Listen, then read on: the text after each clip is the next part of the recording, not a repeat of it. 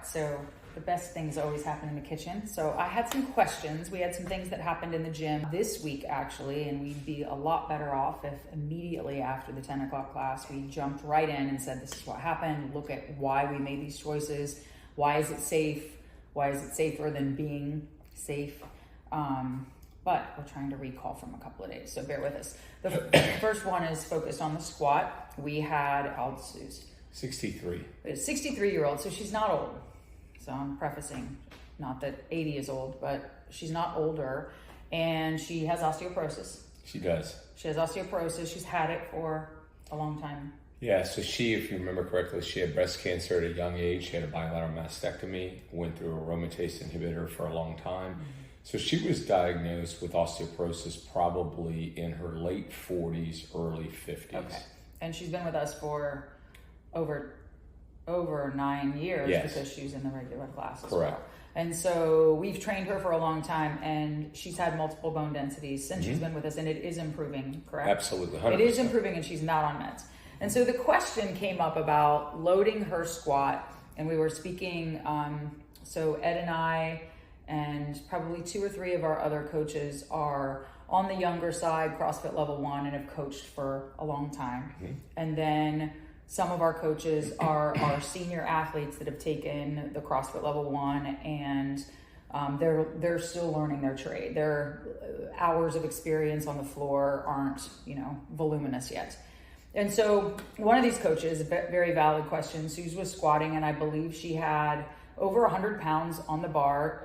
She's a tiny person. Yep. She's shorter than me, so she's got to be 5'2", yep. And maybe she weighs 115. Yep. So she's a small person, and she had maybe her body weight on the bar. It was very close. It was close to being a PR, and we were going squatting by 5. It was a low bar back squat.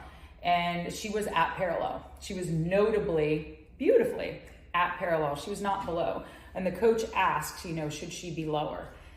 And I'm like, yes, she should, but can she? And when we tried, she could not get below parallel. So we took the weight off, and she could get below parallel. We didn't take all the weight off. We took her from a little over 100 to 85, 75 or 85. And she could get below parallel, but she had a notable shift when she came up. And she's known to have a little bit of an imbalance congenitally in her hip per her. So the question was, do you strip the load? They're on they're in week 7 of a 10-week back squat cycle. Do you strip her load and make her go below parallel, knowing that she's a 63-year-old with osteoporosis and we're trying to load her, and then use other workouts where maybe we have lower loads or air squats for the depth, where in an air squat she doesn't shift, or we keep loading her? And I was kind of stopped in my tracks by the coach, because she was right. She was not at our standard, which was below parallel. And so I called Ed in, and we talked about it. And I think as a coach, there are some reasons that you would allow people to squat at or above parallel with a load. And this conversation is to talk about when it's okay and when it would be effective in your programming, and then also how to speak to other athletes that go, she's not below parallel. Right, I'm with you, I'm tracking you. And so one of the reasons that we do that is because we're trying to load her correctly. Correct. Yes. So what we're saying to each other is, you have a young lady that you've trained for a while. We feel as though she is, her movements are somewhat mature. We feel as though when we load her, she shows a little asymmetry in her movement. We know that she's only when she goes below parallel. When she goes below parallel, at a heavy weight, but at a heavy weight at parallel, she's symmetrical. Right. So, and we've also said that she has osteoporosis, right, which means to the people on the other side of this camera, she literally has osteoporosis. She's in that category, standard deviation of over 2.5, negative 2.5. She's about a 3 to 3.2. So she has a good amount of osteoporosis.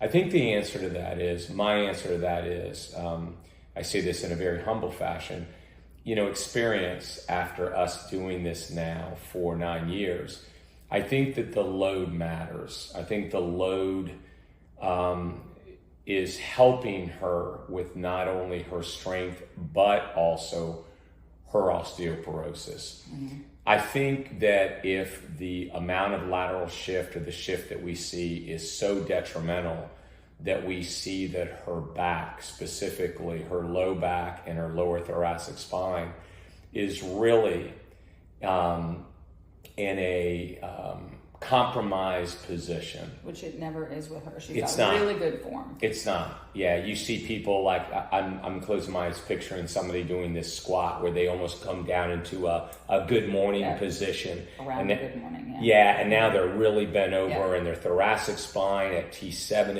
is flexed, hyperflexed, and they're trying to come out of that hole. Yeah. That's just a dangerous position. No, she actually doesn't get into a really angled low back squat position. She's got a little bit more of an erector torso, which is even more protective. Right. Correct? Yes. And I think, take it a step further, I do think that our athletes, the seniors that we train, I think as someone that we've trained that long too, like all of us, if we put a heavy load on our back, sometimes we're afraid of hitting that depth. Mm-hmm. Sometimes we move a little bit inappropriately because we're scared to get to that load. I think she has trained long enough with us. And as I said, I think her squat is mature enough that, in my opinion, I think it's safe for us to do that with her. And I think that's a great thing for us to try to keep her motivated. Right. So there's the other reason. Yeah, go ahead. Yeah. No, that's just the other reason.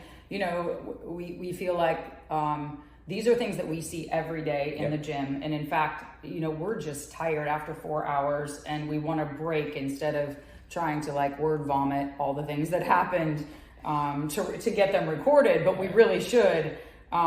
This was a day that I was frozen on the floor because I've got the need to always do the right thing. I'm like, oh, shoot, she's right. She's not below parallel. But in this instance, it was the right thing for that athlete at the right time. Yes. And somebody may challenge you, Ed, she's got osteoporosis. Why are you loading her? Yes. Because she has osteoporosis. Right. Ed, she's not below parallel. I know, but I can't get her that heavy. I can't get that heavy of a load on her. Right. If she's below parallel, or we just don't think the shift is worth it. We could continue to force her below parallel with a heavy load, let her laterally shift and cause a problem in the future. Right. We also could refer out for somebody to look at that lateral shift if we knew that there wasn't something that she was born with that causes that problem. I think so. The only other thing I'd have you speak to is our experience, without being sarcastic. Yeah. Our experience with, hey, we've noticed something. We do stay in our lane, even though Ed's a PT. Do you want to send her out to see if there's something that somebody can do to strengthen that lateral shift?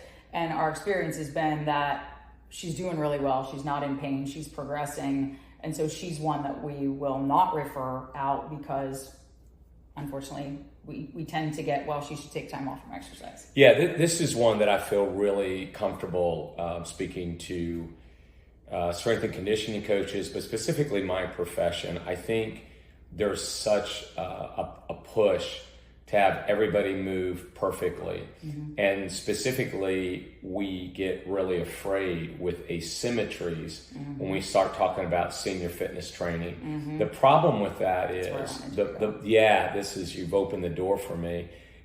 Senior fitness training, we would love for everybody to move perfectly. But I am telling you, after doing this now, you and I, for 10 years. Screw the 10 years. It's 120,000+ hours of watching old people move. So, we don't have to say anymore, read our bios about how long we've been doing this, but speak to the asymmetries. Yeah, I think we get a lot of times really caught up in an asymmetry with people. And I know that's part of our, at least in the PT world, that's part of our schooling. The problem with constantly trying to, with some of our elderly athletes, to fix the asymmetry, some of those asymmetries, I'm sorry, they are not going to get better. Right. So you work within the constraints of what that athlete can do. Mm-hmm. And you're patient with them and you give them time over the course of years to show you that they can safely move, even though it's not in a perfectly symmetrical pattern, that they can safely move and they can get through it and not cause injury and not cause excessive issues like severe tendonitis or a lot of other issues that might happen. And so, yeah, that is one of the things that I know I swim against the current on, that until we fix this asymmetry, we really don't think we should have you in this program, or we really don't think we should have you squatting without something underneath you, or raising your arms overhead, or doing those type of things. And unfortunately, where I'm frustrated is that I think, unfortunately, many healthcare providers, the first thing they will say to, I'm going to be territorial, my athlete, is you should stop doing X. And then they stop doing X. And my question always is, how long do they want you not to raise your arms overhead? How long do they want you not to lift that weight? How long? Yeah, and generally the answer is, a lot of times, there is no answer. They just don't understand that I was talking to Pete today, they just don't understand. Healthcare professionals in general aren't great at what the modifications are. You're telling your athlete not to squat, which also tells them they're not allowed to go to the toilet, they're not allowed to sit on their couch, they're not allowed to sit on their kitchen table, they're not allowed to get in their car. There are things that you hear from people that just don't match their daily lives, and their daily lives aren't symmetrical. I mean, one of our coaches who's younger just slipped and fell in her apartment building, like feet overhead, and fell. It's an accident, and accidents happen. That's and all the surely time. they should be prevented. But I think keeping Sue's under a load and keeping the athletes training and progressing, even if it's not as per exercise science's perfect realm of movement, is what keeps them protected in a very imperfect world of daily life. Right, absolutely. Yeah. So summarizing the squat, Yeah. you would be, as a PT, as a coach, fitness professional as well. So you've been in both worlds, PT for 40 years, coach for at least 20, right? 15 to 20. Yeah. You know, having seen a lot of people on both sides. So like, I'm prefacing that yes, he's a PT, and so we draw his knowledge because he's a physical therapist. But at the same time, you don't see many physical therapists that have had this much experience watching, coaching, correcting, and progressing bodies of the same person. So it's not bragging on our retention, but we just said Sue's, the squat in question, had been with us for a really long time. Yeah. And so we've been able to watch that progression. We have probably seen her more than many of her doctors had. Absolutely. And the point would be that not all of your seniors aren't going to always move perfectly, and they're not always going to progress perfectly. They may progress in load at a different depth than they may progress with the most beautiful air squat or lighter weight squat or goblet squat or thruster or wall ball. They may progress differently on a loaded movement, and that variety is what you already said keeps them interested, keeps them coming, keeps them with us so that we can monitor their progress and watch them progress, right? Absolutely. And I do think the strain that we talk about, being under duress, being under load, is incredibly metabolically, therapeutically important for that athlete at any age, but even that specific athlete. Especially that person having been with us for a long time. This isn't, once you've crossed that like 3-month mark, you start to feel comfortable. Once you cross the 6-month mark, they feel comfortable. Once you're at that year mark where you've seen them 3 times a week at a minimum for a year, then you have the confidence as a coach to start being more creative. That it's not a linear process. And follow that up with the case study that we're talking about here.